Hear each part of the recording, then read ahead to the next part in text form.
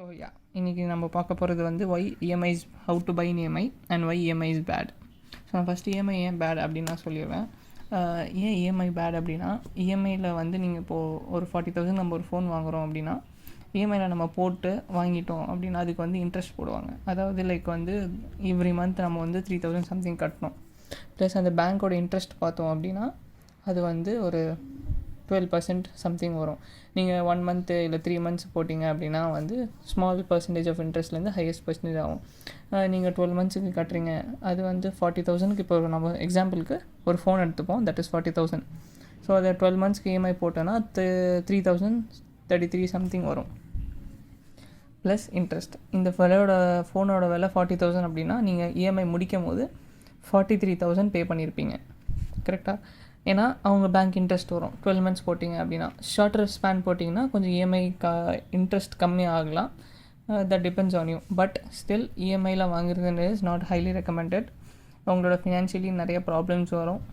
ஏன்னா இஎம்ஐயில் நீங்கள் வாங்கினீங்க அப்படின்னா உங்ககிட்ட ஒரு கண்ட்ரோலும் இருக்காது. நீங்கள் எவ்ரி மந்த் அந்த அமௌண்ட்டை கட்டியே ஆகணும். கட்டலை அப்படின்னா அதுக்கு தனி ஃபைன் உண்டு. ஸோ அதுக்கும் இன்ட்ரெஸ்ட் போடுவாங்க. திருப்பி மந்த் எக்ஸ்ட்ரா ஆகும். உங்களுக்கு தான் நிறைய பிரச்சனை வரும். That is one of the problems. Second problem அப்படி பார்த்தோன்னா இன்ஃப்ளேஷன் பற்றி என்ன அப்படின்னா, சேவிங்ஸ் ஏன் நீங்கள் பேங்க்கில் பண்ணக்கூடாது அப்படின்ற ஒரு கான்செப்ட் வந்து என்னோடய ப்ரீவியஸ் வீடியோவில் இருக்குது. அந்த வீடியோ இப்போ நான் கார்டில் போடுறேன், to check it out. So அந்த வீடியோ பார்த்துட்டிங்க அப்படின்னா பாருங்கள், இல்லைனா அந்த வீடியோ பார்த்துட்டு அந்த இதில் ஒரு ஐடியா கிடைக்கும். அது இருந்துச்சு அப்படின்னா நீங்கள் நெக்ஸ்ட் இதுக்கு வாங்க. ஸோ அந்த inflation is one of the point. நீங்கள் ஏன் வாங்கக்கூடாது அப்படின்னு. இப்போது ஃபார் எக்ஸாம்பிள் சிம்பிளாக சொல்லணும் அப்படின்னா, நீங்கள் 10 ருபீஸ்க்கு வாங்குறது வந்து நீங்கள் இந்த மந்த்துக்கு வந்து ஒரு 5 பொருள் வாங்க முடியும் அப்படின்னா, ஒரு ஃபியூ மந்த்ஸில் அதே 10 ருபீஸ்க்கு ஒரு 4 பொருள் தான் வாங்க முடியும். அதுதான் பணவீக்கம். ஸோ அதை பற்றி இன்னும் டீட்டெயில்டாக நான் அந்த ப்ரீவியஸ் வீடியோவில் சொல்லியிருக்கேன், நீங்கள் பாருங்கள். So that is one of the reasons. So இந்த மாதிரி இஎம்ஐ வந்து உங்களோட ஆக்டிவ் சேலரியிலேருந்து எல்லாமே பே பண்ணியிருப்பீங்க. ஸோ உங்களோட சேலரியிலேருந்து நீங்கள் எடுத்து கொடுத்துட்டீங்க அப்படின்னா எவ்ரி மந்த் போயிட்டே இருக்குது அப்படின்னா உங்களோட ஃபினான்ஷியலி நீங்கள் எங்கேயுமே முன்னாடி போக முடியாது. இன்னும் கரெக்டாக சொல்லணும்னா நீங்கள் பின்னாடி போனாலும் போவீங்க, அதே இடத்துல சஸ்டெயின் பண்ணுறது கொஞ்சம் கஷ்டம் தான். So that is why EMI is bad. But எல்லாருக்கும் கேஷ் இருக்காது எப்போவுமே. சம்டைம்ஸ் எல்லோரும் இஎம்ஐயில் வாங்கணுன்னு ஒரு கட்டாயம் இருக்கும். So here is a few tips. நான் ஒரு டிப்ஸ் சொல்கிறேன். இந்த மாதிரி மெத்தடில் நீங்கள் இஎம்ஐ வாங்கினீங்கன்னா you can beat the EMIs. You can beat the EMI. இந்த இஎம்ஐ உங்களுக்கு பண்ணுற அந்த ஃபினான்ஷியலில் ஒரு போடுற ஹோலை you can just fill it out. இது ஒரு சின்ன டிப்ஸ் தான். ஸோ இந்த வழியில் நீங்கள் இஎம்ஐ வாங்க ட்ரை பண்ணுங்கள். முடிஞ்ச அளவுக்கு இஎம்ஐ அவாய்ட் பண்ணுங்கள். வாங்கணுன்றவங்க இந்த 2 மெத்தட்ஸ் வச்சு வாங்க ட்ரை பண்ணுங்கள். So let's see. ஸோ நம்ம இப்போ 2 ways எடுத்துப்போம். சில பேர்கிட்ட இஎம்ஐட்ட போட காசு இருக்கும். லைக் நம்ம இப்போது எக்ஸாம்பிளுக்கு ஃபோன் தான் எடுக்கிறோம், தட் இஸ் 40,000. சில பேர்கிட்ட காசு இருக்கும், ஆனால் உடனே பேங்க்லேருந்து ஒரு 40,000 போயிடுச்சு அப்படின்னா நம்மளுக்கு வந்து ஒரு கஷ்டமாயிடும். நிறைய பேருக்கு அது பிடிக்காது. லைக் அந்த ஃபீலிங் நல்லா இருக்காது. டப்புன்னு 40,000 கொடுத்து வாங்கிட்டோம், பேங்க் பேலன்ஸ் வந்து 1 lakh வச்சுருக்கீங்க அப்படின்னா இப்போ 60,000 வந்துடும். டப்புன்னு 40,000 கொடுத்துட்டோம் அப்படின்னா ஒரு மாதிரி ஒரு ஃபீலிங் வரும். அது தட் இஸ் ராங். 40,000 அந்த மாதிரி நம்ம நினைக்கக்கூடாது. நம்ம இஎம்ஐக்குன்னு சொல்கிறப்போ நான் சொல்கிறேன். ஸோ அந்த ஃபீலிங்ஸ்லாம் வந்து எப்படி ஓவர் கம் பண்ணாமல் அது one of the psychological things. So அந்த மாதிரி பண்ணுவாங்க சில பேர், இன்க்ளூடிங் மீ. நானும் சம்டைம்ஸ் போனேன். ஸோ 40,000 வச்சுக்கிட்டே இஎம்ஐ போட்டுருவாங்க. இஎம்ஐயில் மாதம் கட்டிக்கலாம், எதுக்கு 40,000 உடனே கொடுக்கணும், இஎம்ஐயில் கட்டிடலாம் அப்படின்னு சில பேர் பண்ணுறவங்களும் இருக்காங்க. 40,000 இல்லாதவங்களும் இருக்காங்க. சுத்தமாக 40,000 இருக்காது, but they wanted something. For எங்கள் அம்மா ஃபோன் எடுத்திருக்கோம். ஸோ ஃபஸ்ட்டு வந்து வித்தவுட் பார்த்துடலாம். இப்போது வித்தவுட்டில் இப்போ நம்ம வந்து ஒரு ஃபோன் வாங்குகிறோம், அதோட விலை வந்து 40,000, ஓகேவா? ஸோ இப்போ அந்த 40,000 நம்ம வந்து வாங்கும் போது இன்ட்ரெஸ்ட் வந்து 12%. இப்போது 12 மந்த்ஸ்க்கே வச்சுப்போமே, 12 மந்த்ஸ்க்கு வச்சுப்போம். 12 மந்த்ஸுக்குனா 40,000 டிவைடட் பை 12 வந்து 3,333 வரும். ஸோ இப்போ நீங்கள் இன்ட்ரெஸ்ட் கட்டணும். ஸோ 12% போடுவாங்க. டிபெண்டிங் ஆன் த ஸ்பேன் அதுக்கேற்ற மாதிரி இன்ட்ரெஸ்ட் மாறும். ஸோ இப்போ நம்ம 12 மந்த்ஸ் எடுத்தனால நான் சும்மா போடுறேன், 43,000 வச்சுப்போம். 40,000 ஃபோனோட பிரின்சிபல் ஒரிஜினல் அமௌண்ட். நீங்கள் 43,000 கட்டுவீங்க at the end of 12th month. So this is that. So இது எங்கேருந்து கட்டுவோம்? நம்மளோட ஆக்டிவ் சேலரியிலேருந்து கட்டுவோம். நான் இங்கே பேசிக்காக ஒரு 25Kன்னு வச்சுருக்கேன். லோவராகவும் இருக்கலாம், ஹையராகவும் இருக்கலாம். ஸோ உங்கள் ஆக்டிவ் சேலரியிலேருந்து கட்டுவீங்க. ஆக்டிவ் சேலரினா என்னோடய பழைய வீடியோஸில் நான் சொல்லியிருப்பேன். அதுக்கான கார்டும் நான் போடுறேன். ஆக்டிவ் சேலரியில் கட்டியிருப்பீங்க. ஸோ அதை செக் பண்ணுங்கள். ஸோ ஆக்டிவ் சேலரின்றது உங்களோட மெயின் சேலரி, உங்களோட ஒரே ஒர்க்கிங் சேலரி 25,000. ஸோ இப்படி கட்டணும் அப்படின்னா என்ன ஆகும்னா, இப்போது வந்து உங்களோட மந்த்லி சேலரியிலேருந்து 3,000 சம்திங் போயிடும். ஸோ உங்ககிட்ட 22,000 சம்திங் இருக்கும், இல்லை 21,000 சம்திங் இருக்கும். ஸோ அதில் தான் நீங்கள் குடும்பம் நடத்தி ஆகணும். உங்களோட இஎம்ஐ நீங்கள் அதை கட்டியே ஆகணும். கட்டலை அப்படின்னா சார்ஜஸ் வரும், ஃபீல்ஸ் வரும். ஸோ அந்த மாதிரி ப்ராப்ளம்ஸ் வரும். ஸோ அந்த மாதிரி அதை முன்னாடி சொன்ன சேம் திங்ஸ். ஸோ அந்த மாதிரி இதை எப்படி தவிர்க்கணும் அப்படின்னா, இந்த 3,000 அமௌண்ட்டு, இந்த இஎம்ஐ அமௌண்ட் இருக்குல்ல, இந்த இஎம்ஐ அமௌண்ட்டை உங்கள் பேசிவ்லேருந்து நீங்கள் எடுக்கணும். உங்கள் ஆக்டிவ் சேலரியிலேருந்து போகக்கூடாது, உங்கள் பேசிவ் சேலரியிலேருந்து போகணும். ஸோ பேசிவ் சேலரினால் என்ன வேணால் இருக்கலாம். உங்களோட ஜாபாக இருக்கலாம், உங்களோட சைட் பிஸ்னஸாக இருக்கலாம், நீங்கள் வச்சுருக்க பேக்கரியோ இல்லை பேக்னி இல்லை இன்ஸ்டாவில் ஏதோ ஸ்டோர் செல் பண்ணுறீங்க, இல்லைனா நீங்கள் ஒரு ஃபேஷன் டிசைனிங் ஏதோ பண்ணுறீங்க, இல்லைனா இம்போர்ட் எக்ஸ்போர்ட் ஊர்லேருந்து வாங்கிட்டு வந்து சென்னையில் விற்கிறீங்க, இல்லை ஆப்போசிட்டாக இருக்கலாம்.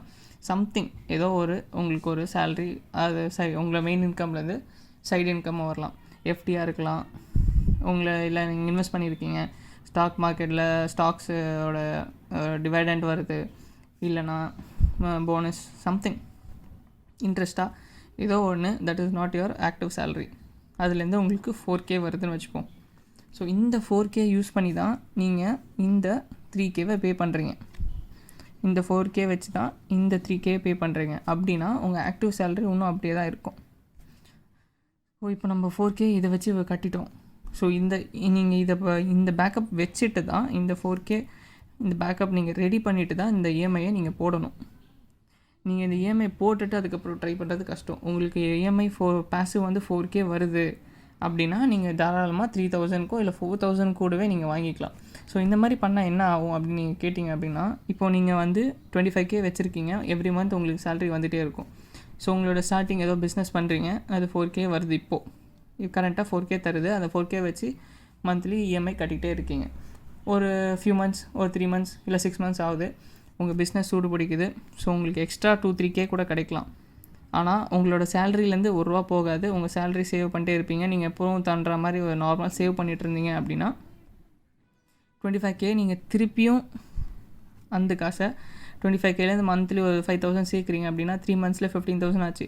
அந்த 15,000 திருப்பி பேசிவில் போட்டு இன்னும் உங்களோட இன்வெஸ்ட் பண்ணுவீங்க, இன்னும் எக்ஸ்ட்ரா பண்ணுவீங்க. இந்த 4K அமௌண்ட் ஏறும், உங்கள் ஃபினான்ஷியலி உங்களோட ஸ்டேட்டஸ் ஏறும், எல்லாமே ஏறும். ஆனால் இந்த இஎம்ஐ வந்து அமௌண்ட் உங்களுக்கு பிரச்சனையே இல்லை, ஏன்னா இந்த இஎம்ஐ வந்து இதில் கட்டவே இல்லை. we are not spending it on active salary.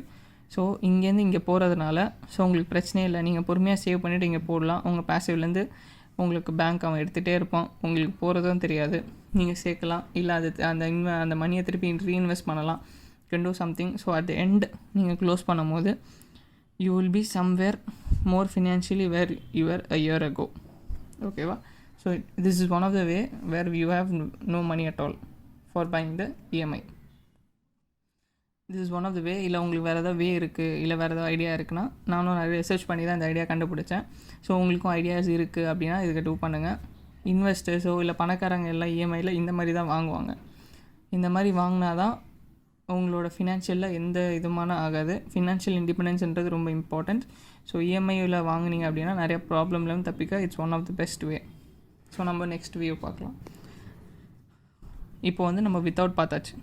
இப்போ வித் அந்த ஃபஸ்ட்டு கேட்டகரி சொன்னல, சில பேர்கிட்ட 40,000 இருக்கும், ஆனால் 40,000 கொடுக்காம நம்ம வந்து ஈஸியாக வந்து இஎம்ஐ போட்டுடலாம், 3,000 தானே கட்டிடலாம், 12 மாதம் போட்டுடலாம் அப்படின்னு நினைப்பாங்க. ஆனால் அவங்க இப்போ கட்டி முடிக்கும் போது நான் முன்னாடி சொன்ன மாதிரி தான் எவ்ரிதிங் சேம் அதே மாதிரி கட்டிகிட்டு இருப்பாங்க. அவங்களுக்கு ஒரு கண்ட்ரோல் இருக்காது, அவங்க கட்டி ஆகணும், ஃபைன் வரும், இன்ஃப்ளேஷன்ஸ், நிறைய ப்ராப்ளம் இருக்குது. ஸோ நீங்கள் இதே மெத்தடை யூஸ் பண்ணியும் பண்ணலாம். ஸோ இதே 40,000 இருந்தாலும் நீங்கள் இதே மெத்தடில் பண்ணலாம், ப்ராப்ளம் இல்லை. ஆனால் 40,000 இருந்தால் நான் will tell you another way where you will be benefited more. So இப்போ உங்கள் கையில் 40,000 இருக்குது.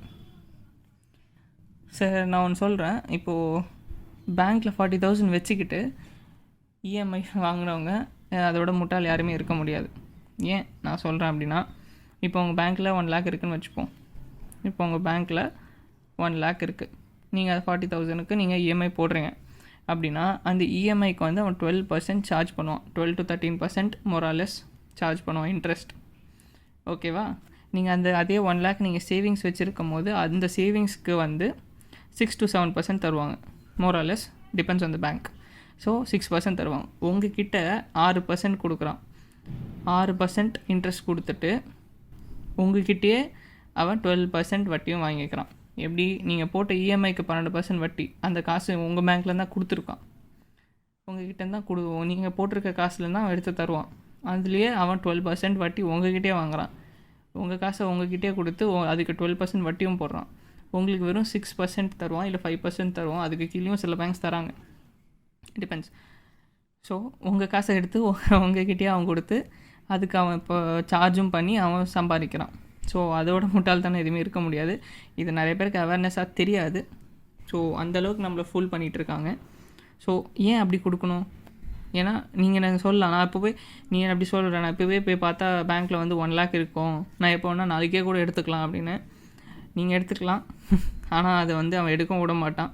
அதுக்கு நீங்கள் ஒரு 2 நாள் சொல்லுவான், அதுக்கு ஒரு சார்ஜஸ் போடுவான், நிறைய இருக்குது. எஸ், எடுத்துக்கலாம், அது இன்னொருத்தவங்களோட காசாக இருக்கும். சேம் இப்போது உங்களோடது இல்லைன்னா இன்னொரு ஆள் உங்களுக்கு அடுத்த அக்கௌண்ட் நம்பர்லேருந்து எடுத்து கொடுத்துருப்பான்.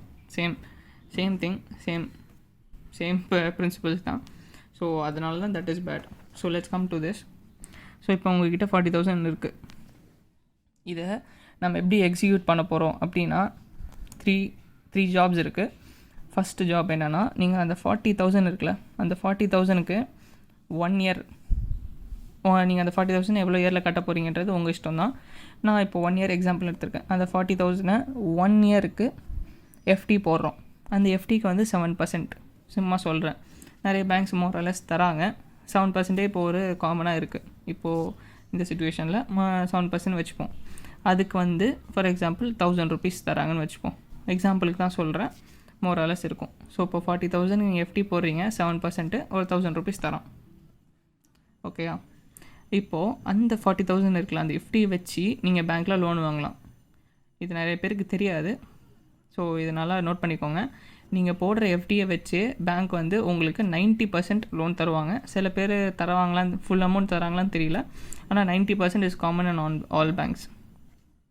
ஸோ 90% அப்படின்னா நீங்கள் வந்து ஒரு 45,000 எஃப்டி போட்டிருக்கணும். ஸோ அதுக்கேற்ற மாதிரி நீங்கள் மோரலஸ் பார்த்துக்கோங்க. ஸோ இப்போ 40,000க்கு வந்து இங்கே ஒரு 45 இல்லை 50 போடணும்னு வச்சுக்கோங்க. ஸோ போடுறீங்க. ஸோ போட்டுட்டு ஸோ அந்த லோன் வந்து 40% லோன் வாங்கிக்கிறீங்க. அந்த எஃப்டியில் லோன் வாங்கிக்கிறீங்க. அந்த லோன் வந்து 40,000. ஸோ அந்த லோனுக்கு வந்து அவன் இன்ட்ரெஸ்ட் வந்து 12% போடுவான். 12 months வச்சுப்போம். 12% ஃபார் 12 months. 1,500 வந்து உங்களோட இன்ட்ரெஸ்ட் அமௌண்ட். 1,500 இருக்கலாம், இல்லை 2,000 இருக்கலாம். நான் எக்ஸாம்பிளுக்கு சும்மா சிம்பிள் கேல்குலேஷன்ஸ்க்காக 1,500 சொல்கிறேன். கண்டிப்பாக 1,000 இருக்காது, அதுக்கு மேலே தான் இருக்கும். 1,500 இல்லை 2,000 இல்லை 800 வச்சுக்கோங்க. ஸோ இப்போ நம்ம எக்ஸாம்பிளுக்கு 1,500 வச்சுருக்கோம். ஸோ நீங்கள் வாங்கின லோனுக்கு நீங்கள் போட்ட எஃப்டிக்கு 1,000 rupees இன்ட்ரெஸ்ட் உங்களுக்கு தருவான். ஓகேயா? அந்த லோன் எடுத்திங்களா, அந்த இதுக்கு வந்து இன்ட்ரெஸ்ட் வந்து 1,500 தரான். ஸோ அதோட கேபிட்டல் பார்த்தோன்னா 40,000. ஸோ உங்களுக்கு லோன் கொடுத்ததுலான 40,000 உங்களுக்கு வந்துருச்சு, உங்களுக்கு கேஷ் ஆகிடுச்சு. ஸோ அந்த கேஷ் வச்சு நீங்கள் ஃபோன் வாங்கிடுறீங்க. So you got the phone அன்றைக்கே. ஸோ இப்போது இந்த இதை வந்து நம்ம அடைக்கணும். இதுதான் இந்த லோனை வந்து அடைக்கணும் நம்மளுக்கு. இதுதான் நம்மளோட EMI. It's one type of EMI. இந்த எப்படின்னு பார்க்கலாம். இப்போது ஃபஸ்ட்டு மந்த் எடுத்துக்கிட்டோம் அப்படின்னா 1,500 வந்து உங்களோட இன்ட்ரெஸ்ட் அமௌண்ட். ஏன்னா உங்களோட கேபிட்டல், அதாவது அங்கே நீங்கள் கட்ட வேண்டிய அசல் வந்து 40,000 இருக்குது. ஸோ 1,500 இங்கே இருக்குது. நீங்கள் ஃபஸ்ட்டு மந்த்து 1,500 கட்டுறீங்க. உங்கள்கிட்ட சேவ் பண்ண அசல் வந்து, அதாவது பேசிவ் 5,000 வந்து உங்கள் ஆக்டிவ்லேருந்து எடுத்து கட்டுறீங்க. ஸோ 5,000 கட்டிட்டீங்க, 5,000 கட்டுறீங்க, அசல் வந்து 1,500. இப்போ பார்த்தோன்னா 6,000 ஆகிருக்கும். 6,500 வருது ஃபஸ்ட்டு மந்த். ஓகே, என்னடா அப்படின்னு கேட்காதீங்க, wait for it, I'll tell you. 6,000 கட்டுறீங்க. ஸோ இப்போ 40,000 ஆச்சு. இந்த 1,500 இருக்குல்ல, இந்த 1,500 வந்து இந்த அசல் நீங்கள் ஃபஸ்ட்டு போட்ட எஃப்டிலேருந்து கட்டிடும். 1,000 ரூபா இங்கே போகுது. நீங்கள் உங்களுக்கு பேங்க் வந்து 7% நம்ம எஃப்டி போட்டோம்ல, அந்த எஃப்டியோட இன்ட்ரெஸ்ட் வரும். அந்த எஃப்டியோட இன்ட்ரெஸ்ட் வந்து 1000 ஈச் மந்த்துக்கு நீங்கள் கேட்கலாம். எனக்கு ஈச் மந்த்துக்கு வந்து எஃப்டியை கிரெடிட் பண்ணுங்கன்னு சொல்லி கேட்கலாம். ஸோ அந்த மந்த்து வந்து 1000. ஸோ இப்போது வந்து 1500 1000 ருபீஸ் கழிஞ்சிரும். ஸோ இப்போ நீங்கள் இன்ட்ரெஸ்ட் பார்த்தீங்கன்னா வெறும் 500 மட்டும்தான் கட்டுற மாதிரி இருக்கும், ப்ளஸ் உங்களோட அசல் அமௌண்ட் இவ்வளோ தான். ஸோ நீங்கள் இதை கட்டிட்டா இதுலேருந்து ஒரு அமௌண்ட் வந்துடுச்சு, அது மைனஸ் ஆகிடுது, அது பேங்க்குக்கு தந்தது. ஸோ அது போக பாக்கி 500 தான் இருக்குது. வெறும் 500ன்றது பெரிய அமௌண்ட் இல்லை. 500 கட்டிடுங்க, 500 கட்டுறோம். அதுக்கப்புறம் 5000 நீங்கள் இருக்குல்ல, இந்த 5000ன்றது அசல் அமௌண்ட். ஸோ இப்போ செகண்ட் மந்த் பார்த்தோம் அப்படின்னா செகண்ட் மந்த்துக்கு வந்து 35,000 ஆகிடும் அசல். ஸோ இதுலேருந்து 12% தான் இன்ட்ரெஸ்ட் போடுவாங்க. அப்போது பார்த்தோன்னா நம்ம ஃபஸ்ட் மந்த் 1500 கட்டணும்னா நெக்ஸ்ட் மந்த் வந்து கொஞ்சம் கேபிட்டல் குறைஞ்சனால இன்ட்ரெஸ்ட்டும் கம்மியாகிடும். 1200 வச்சுப்போம். 1200 ஆச்சு. ப்ளஸ் சேம் இந்த 1000 இப்போவும் கொடுப்பாங்க, நீங்கள் கட்ட தேவையில்லை. அந்த 1000 வந்துகிட்டே தான் இருக்கும் ஈச் மந்த்.